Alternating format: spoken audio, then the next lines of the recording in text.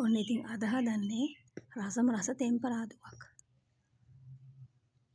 මෙන්න මේ වයින් තමයි මම තෙම්පරාදුව හදන්නේ. මේ තියෙන්නේ කොහිල දළු ටිකක්. මෙන්න මේ කොහිල දළු වල කටු ටික පිහියෙන් අර විදිහට ඉවත් කරගන්නවා අපි. ඉවත් කළා මේව අතින් මෙන්න මේ විදිහට තලා ගන්නවා. තලාගෙන මම මේක අතින්ම තමයි කඩාගන්නේ. මේ කරල් කඩා ගන්නවා වගේ මේක කඩා ගන්නවා. ඒ විදිහට කඩාගත්තාම මේකේ අර කිඳි ගතිය නැති වෙලා යනවා. සෑහෙන්න අඩු වෙනවා. හරි. මේ විදිහට මම කොහිල් ටික අතින් කඩාගත්තා.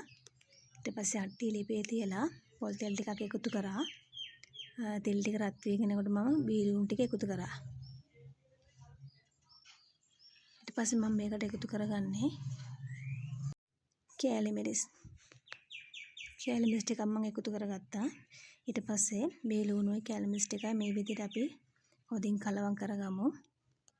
ඊට පස්සේ මම මේකට මෙන්න මේ විදිහට මම කඩාගත්ත කොහිල දළු ටික එකතු කරගන්නවා.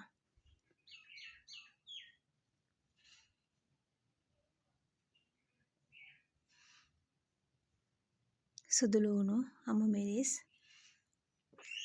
කුරුඳු පොතු කෑල්ලක්,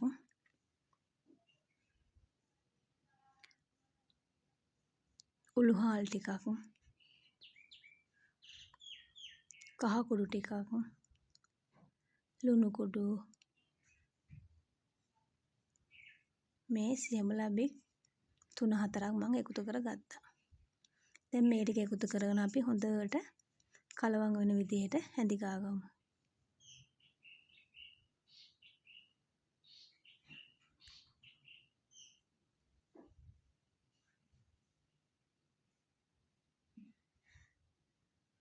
ඇත්තට මේ තෙම්පරාදු මාර රසයි. මේකට තක්කාලි වලට වඩා හොඳ. තක්කාලිත් රසයි. තක්කාලි වලට වඩා සියඹලා දැම්මම තමයි රස. ඊට පස්සේ මේක විනාඩි 4ක් විතර වහලා තම්බගමු. ඔන්න විනාඩි 4කට පස්සේ දැන් තෙම්පරාදුව ලෑස්ති. ඉතින් මේක තමයි මම හදපු රසම රස කොහිල දළු තෙම්පරාදුව. ඇත්තට මේක මාර රසයි. අනිවාර්යෙන්ම ඔයගොල්ලෝ හදලා රස බලන්න. ඔයගොල්ලන්ට සුබ දවසක් වේවා.